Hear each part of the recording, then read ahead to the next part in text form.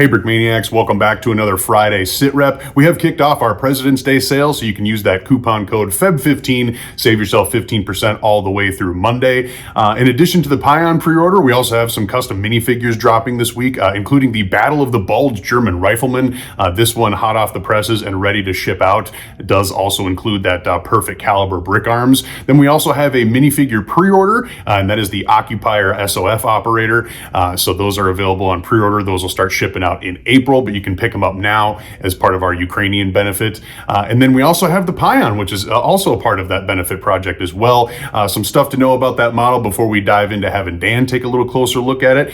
So it is a base model of just pretty much a standard Ukrainian Pion, but then it does also include a sticker pack that would allow you to upgrade it to the social media meme iconic, what is it called? The Super BONK 9000. So you can deck that out that way if you so choose. The sticker pack will be included with that kit. You also have the option to add up to 4 of the Ukrainian artillery soldiers as well if you want a crew for that. It does have 4 opening hatches. It does come with 1 figure as well, but we figured, we'll give you the option to add those on if you so choose. Otherwise, let's hear a little bit more from the guy who designed it, and I'll turn things over to Dan. Hey, this morning we're taking a look at the Pion 2S7. This is a Soviet-era 203 millimeter artillery piece. It could shoot at fire a shell, a pretty large shell, at a terrific range. This is way more powerful than the 155 millimeter howitzers usually. Are guns that are in place by NATO and the 152s by the former Soviet Union. Much farther, much bigger, self-propelled. These things were built in the 1970s through the 1990s. It's a greatly modified, I should add, T-80 tank hull. They do that just to save money by standardizing, and headaches by standardizing components. There's a lot of similarities to my earlier T-80 model as well, but the wheel spacing and just some other particularities about this hull made me actually build a completely new hull. So it is not, if you have the bunny model, it is similar but not the same at all. Similar concept, but execution totally different. It does have a suspension. You can't see it. I can't push it down because it's sitting on this turntable, which I stole out of my aunt's spice cabinet. We're here in the temporary Brickmania design bunker. The cave, actually. We get this terrible lighting, but I'll do my best with the lighting and give you a rundown of what we have here. So, like I said, 203 millimeter self-propelled gun. These were built in the 70s through the 90s and updated, pulled out of storage after the original Russian-backed invasion of the Donbass in 2014. The Ukraine military suddenly had a purpose, and they had to pull these things out of storage. Some of the early peace talks, they banned artillery within X number of miles of the conflict zone, and this thing just happened to have a longer range than that ban, so they could actually use this to support their ground troops and still be within compliance with the treaty. Or the negotiations that have been going on. So that's all gone now, of course, with the full-scale invasion of Ukraine. The Pion is actually it's a particularly effective long-range artillery piece. They don't have many of them. Obviously, this is a huge investment. Then being built so many years ago that they all have to actually be pulled out of storage, refurbished, and made ready to use again. So you may have seen this in the NAFO fellas, Super Bunker, and the guys out there that are basically raising money by Ukraine to having them, your slogan written on shells. Those guys got one of these dressed up as the Super Bunker 9000, which I'm hoping there should be a sticker set involved in this.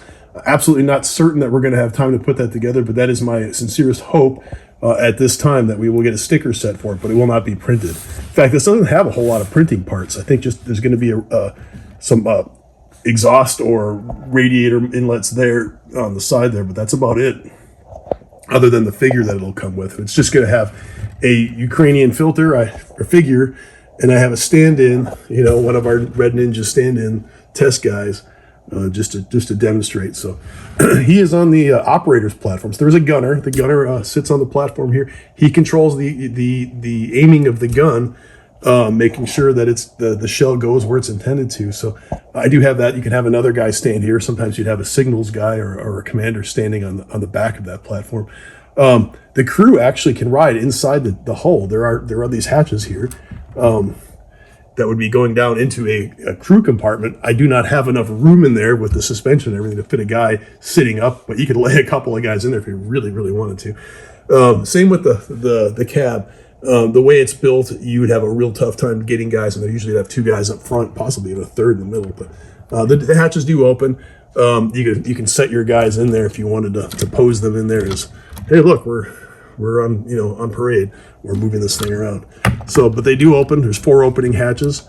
Put this guy back where he needs to be. Operate the gun. I'll give a quick spin on the turntable and I'll get rid of it. So here is your whole unit. It is dark green, as you may notice. I just lucked out and was able to find enough dark green parts that are available that I could make this. It's funny because my collection goes back so long that I have dark green parts that I looked them up and they're worth like $10, $20 a piece because they are so rare. Came in some early Star Wars sets that you just can't get anymore. But I was able to eliminate all of those out of this model, so it is all it's relatively affordable, which is surprising considering how big it is. It's way bigger than the Leopard I just built last week. Just by a long shot, it's almost twice as big. So here we go. Let me show you. I'll get it off the turntable so we can put it through its paces. And here, I'll show you that suspension, working suspension, just to show you that it does work. Oops, I broke something off. I think I did anyway. Maybe it was just pieces laying on the ground. So when you go to deploy the spade blade, it does something interesting. It actually is connected to the spade blade's connected to the idler wheel in the back. So when you put the blade down, it actually lowers the rear idler wheel down, giving it a little bit more stability on the ground. Also, you do have the gun rest here, and when you deploy the gun, of course, it makes it really tall model. It can go up to about 60-degree elevation, no problem. The real thing does. You can actually put that gun rest down. The gun does traverse. It's interesting. I was suspected it was just like a few degrees, but it turns out it's like 15 degrees left or right. So you can traverse pretty widely with this gun. There is an interesting little feature of this vehicle that it has a robotic arm that you actually load the shells into. Right here, it's a shell tray, and two guys. The shells are so big it takes 2 guys to load it in there, but they'll load it in there. They'll swing this arm over. It's all automated. It's pretty cool watching it. So there's videos out there on the World Wide Web of YouTube and whatnot. So the shell will be right up with the loaded, right up with the breech, and a rammer comes and will actually push the shell into the breech. 2-part shell. There'll be a warhead separate from the powder charge. I did not build those, but you could actually, if you wanted to, you could use the 155 shells that we built for the M777 would look actually pretty good for stand-ins. They're a little bit bigger in real life, but the noticeable difference when you're comparing it in Lego scale is going to be that big. But that's a cool feature I built in. Sorry, I couldn't really demonstrate it with just one hand. I'm sure we could get an animation or something like that in the future, but the short of it is that you got a big boomer here. It has all the features that it should. Spade blade, retractable, elevation. The gun goes up and down. You have the traverse that it's supposed to. Opening hatches. You kind of have this cool looking armored covers for the drivers. Unfortunately, I can't get those to close all the way. They just go down a little bit, but you get the idea. And overall, it is a beast. It's just huge. Let me grab that Leopard for comparison. There you go. So by comparison, Leopard versus Pion 2S7. This is going to be another Ukraine benefit. I don't have a total of how much we've raised, but we are approaching, if not exceeding, $250,000 raised. So thanks everyone for your participation. And of course, as soon as we get that latest update, we will post it for you. Hopefully by the time this video happens. It's all a matter of time. So if you didn't know, I'm in the process of moving my personal family and location across the country, and I'm not at the headquarters at the moment. So I will be back at GHQ, back at Brickmania headquarters regularly, but this week I'm filming this remotely. Makes things a little bit interesting and a little bit more difficult to coordinate with the rest of the crew, but I'm enjoying it and looking forward to being back there soon so we can get caught up with other things. Anyway, thank you for watching. Hope you like the gun. It's a really great model, packed with all sorts of cool little, useful features. It does the things it's supposed to do, and I'm quite happy with the way it turned out. All right, Brick Maniacs, that'll just about do it for me here on a Friday. I do want to note, though, we got a busy summer already ahead of us, starting off in April with a couple of anniversary celebrations out in California, back-to-back weekends. I want to say the 8th and the 15th, the first being San Diego, the second being Vallejo. So we're excited to get back out to the West Coast and hang out a little bit in those locations. We're also going to have new exclusives for each of those locations as well, actually all of our locations this year, which is going to be really awesome. So you'll be able to get your hands on badge bricks.